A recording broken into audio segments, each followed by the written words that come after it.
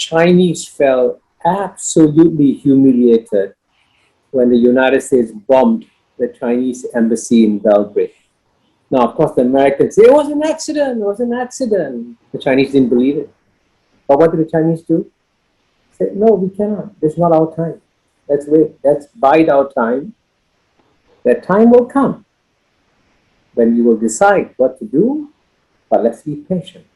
Let's first accumulate strength and not cut off all our ties. Yet, if you look at the two largest global international economic organizations, the IMF and the World Bank, which were set up in the late 1940s, even till today, you have a rule that says that to become the head of the IMF, you must be European, and to become the head of the World Bank, you must be an American. So 4 billion Asians don't qualify to run the IMF and the World Bank, even though their economies are now much more dynamic and vibrant. But the sheer refusal of the West to adjust and accept a world that it no longer dominates. President Obama and Vice President Biden want to see a rising China. We don't fear a rising China. We welcome a rising China. We'll also take on directly the challenges posed by our prosperity, security, and democratic values by our most serious competitor, China. From the CPC was that as much as you had the Long March fighting imperialist forces, the Japanese fighting nationalists, you don't leave that.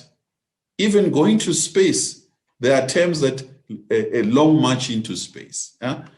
Most important lesson from these changes that have occurred over the years, particularly as it relates to China, among others, is the rise of the development model. It is important for the developing world to seek to draw lessons from in consideration of their own conditions, but also adapting that to their particular circumstances. China has explored boldly various institutional innovations and drawn on other strengths while giving way to its own strength, gradually shaping its own model of development.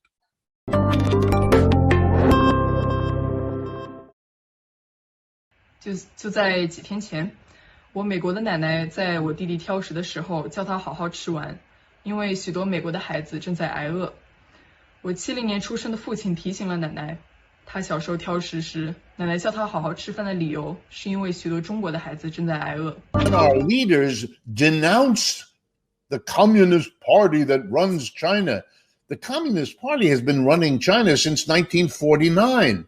It's the Communist Party of China that Kissinger and Nixon went to visit in order to reopen relations with them. It's the Communist Party of China that ran China for the last 30 years, during which virtually every major American corporation went to China, invested in China, produced in China. Now, at the end of 30 years of it, to say, gee, it didn't work out quite the way we wanted, that's not the basis of a mature country's international position. That's a politician looking to get some votes by posturing. We thought Mr. Biden had learned from Mr. Trump not to go down that route. Instead, he's looking more and more like Trump. We spy on everybody, dummy. We just don't advertise it. We spy because we love. Like the U.S. on France. Just a few years after Governor Winthrop utters these words about being a city on a hill, just a few years later, the people in the city on a hill move out to massacre the Pequot Indians, who seem to think they belong on this land. That process of not being just a city on a hill, but of moving out, of expanding, continued. That's a persistent fact of American history, going all the way back to those first settlers and coming down to the present day. US politicians are stating that we need to decouple from China. Everything from China should be banned. Chinese students, Chinese apps, Chinese digital payments. Essentially, we want to completely separate from China. Meanwhile, American companies, that are these are the ones that are driving forward the United States economy. They're doing the opposite. They're doubling down their efforts. They're increasing their marketing budgets. They are focusing more on China because, again, it is an incredibly important market for these global companies as they look to expand around the world because we live in a global economy. Do you believe that there is proof of the same? There is absolutely no evidence for that at all. There is no evidence that this was a virus that was created in a lab. There is no evidence at all that it ever was in a lab. In fact, we've worked with the lab in Wuhan for 15 years now. We know everything they do, and we know that they do not have that virus in the lab prior to the SARS outbreak. It's never been found prior to the SARS outbreak. How do you know they didn't have it in the lab? Well, because we found about over 500 of these bat coronaviruses in collaboration with our colleagues in China. We arrange the field work, we manage the work that's done. We see all the data that comes through from the lab as soon as it's done. We've been doing this for 15 years. I've worked with this group for 15 years. I've never seen any evidence of anyone saying things that aren't true or even hinting of anything untoward from that lab. It just did not happen. I guess maybe it's just a pride issue. Maybe Americans are just like, you know what? I want to be number one. We can't have China being number one. And maybe it's a little bit of a pride issue, but it's not going to fundamentally really change anything in the United States other than make a news headline. So again, I think there's so much fear mongering that has been coming from United States politicians that has really been painting China as this very, evil force that is trying to take over the world. I just don't see that. This is a big difference between our two countries, the United States and China.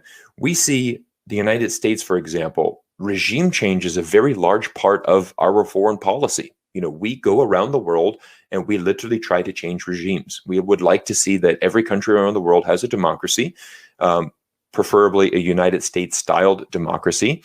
And this is something that we do not see with China. China does not go around the world spreading its form of government, does not spread communism anywhere around the world.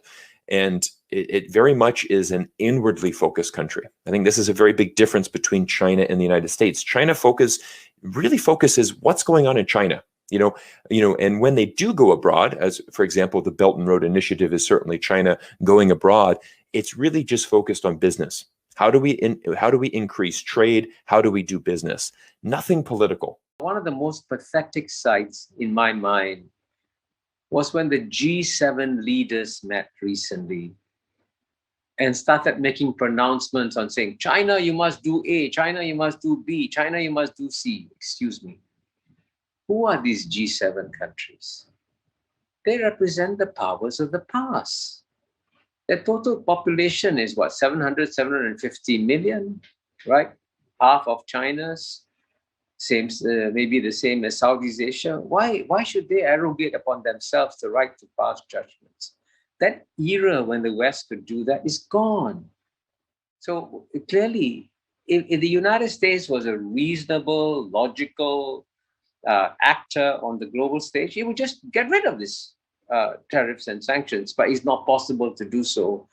And the fact that it's not possible to do so indicates how strong the anti-China sentiment has become in the American body politic. And so even that's something that is by any Western standards of reasoning, that trade tariffs and sanctions should be removed, they cannot be removed because of the strong anti-China sentiment in the American body politic. One Harvard professor very wisely said, well, that's like telling China that if you don't listen to me, I'll shoot myself in the foot again. The trade tariffs have hurt American consumers, have hurt American workers, have hurt the American economy, and haven't damaged China, right? Why the current course with China is wrong? And it is wrong for a very simple reason. The Biden administration, which has inherited the policies of the Trump administration, has not worked out a strategy on to deal with China? Just ask yourself a very simple question. Before you work out a strategy, you got to work out your strategic goals. And you ask yourself a simple question. What are the goals that the Trump administration was trying to accomplish with China? And what are the goals that the Biden administration is trying to accomplish with China? And the answer is zero. You can't, there's no answer. There's no clear answer.